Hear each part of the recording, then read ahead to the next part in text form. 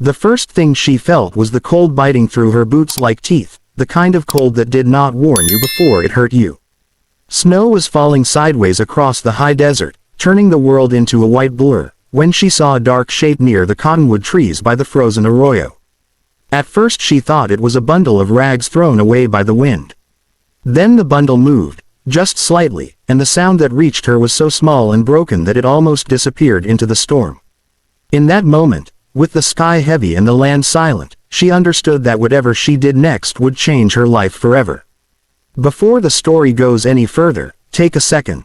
If you believe in kindness when it costs something, in second chances when the world is cruel, please like this video, share it with someone who needs hope, leave a comment, and subscribe to the channel. Your support helps keep stories like this alive. She had not planned to be out that far from town. Her name was Clara Whitfield, a widow who made her living mending clothes and delivering supplies to scattered homesteads along the edge of Navajo land. The snowstorm had come early that year, sudden and unforgiving, and she was already regretting the decision to take one last route before winter closed the roads. Her fingers were numb, her scarf stiff with ice, and fear was a quiet companion riding in her chest. Still, when she saw that small shape again, she turned her horse without hesitation. The world narrowed to the sound of her own breath and the crunch of snow as she dismounted. The baby lay wrapped in a thin blanket soaked through with melting ice, its tiny face red and pale at the same time, lashes crusted with frost. There were no tracks nearby except the faint, half-buried marks of a horse moving fast, as if whoever had passed through had not dared to stop. Clara did not ask questions she could not answer.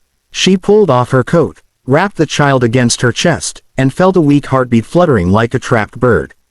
The cold was winning. She knew it with the certainty of someone who had already buried too many people too young. So she turned back toward town, one arm around the baby, whispering prayers she had not said in years, promising things she did not know how to keep. The ride back was a blur of pain and stubborn will. The wind cut her face raw, and the baby's weight felt heavier with every mile, not because it grew, but because fear did. She imagined the stories people told about crossing into Navajo territory, about retaliation and blood debts, about children taken and never returned. She imagined the sheriff's face if she arrived with a native child in her arms. But every time doubt crept in, she felt the baby's breath against her skin and rode on. By the time she reached her small cabin, the storm had swallowed the road behind her completely. Inside, the fire was barely alive, but she coaxed it back, rubbing the baby's limbs until color returned, feeding it warm milk with shaking hands. The child cried then, a thin, furious sound that filled the room and made Clara laugh and sob at the same time. She stayed awake all night, afraid that sleep would steal the warmth she had fought so hard to restore.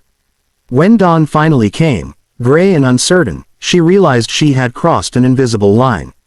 The baby was Navajo. That much was clear in the shape of the face, the dark hair curling against her arm.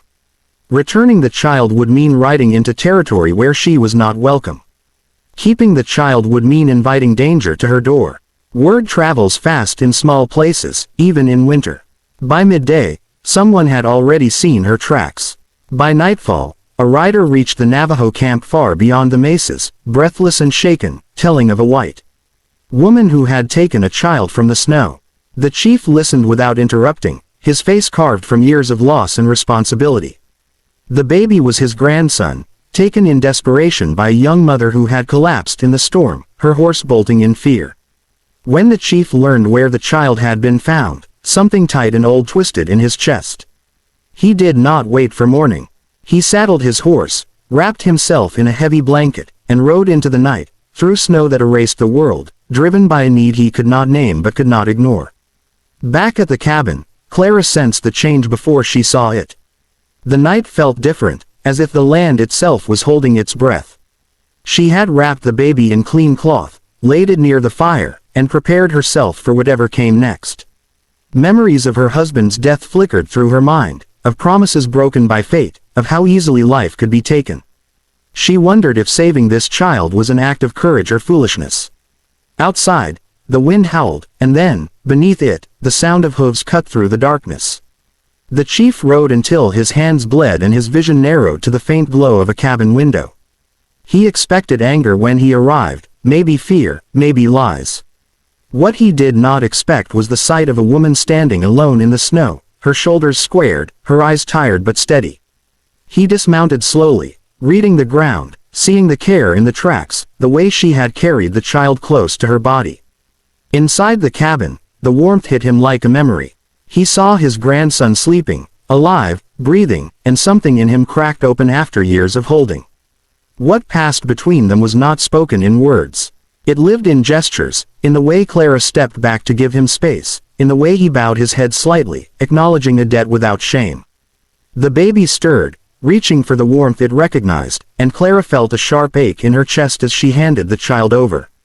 She had known this moment would come, yet it felt like losing something she had only just found. The chief watched her closely then, not just her face, but her hands, rough and red, the lines of worry etched deep. He saw a woman who had chosen compassion when no one was watching. The storm eased by morning, leaving the land clean and painfully bright. The chief did not leave at once. He helped repair the broken fence, shared food, and listened as Clara told him, not in excuses but in simple truth, how she had found the baby and why she could not walk away. In those quiet hours, suspicion softened into something like understanding. The chief spoke of his people, of how the land remembered kindness longer than it remembered anger. When he finally prepared to go, he did not ride away without looking back. He carried his grandson safely, but he also carried the image of a woman who had reminded him that humanity did not belong to one people alone. In the weeks that followed, life did not magically become easy.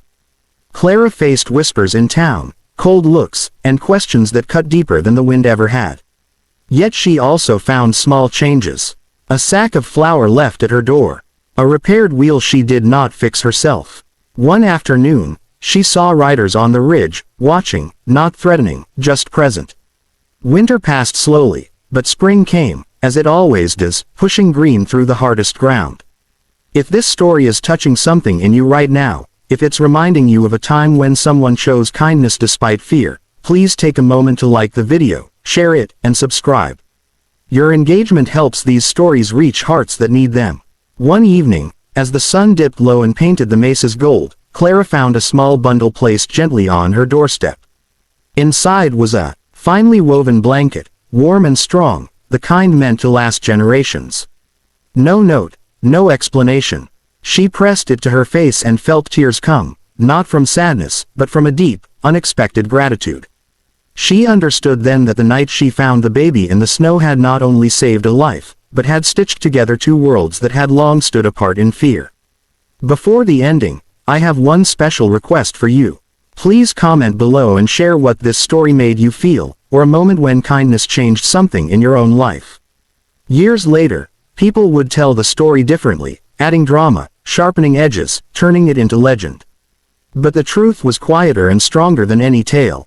It was about a woman who stopped in the cold, a chief who rode through the night, and a child who lived because two strangers chose humanity over fear.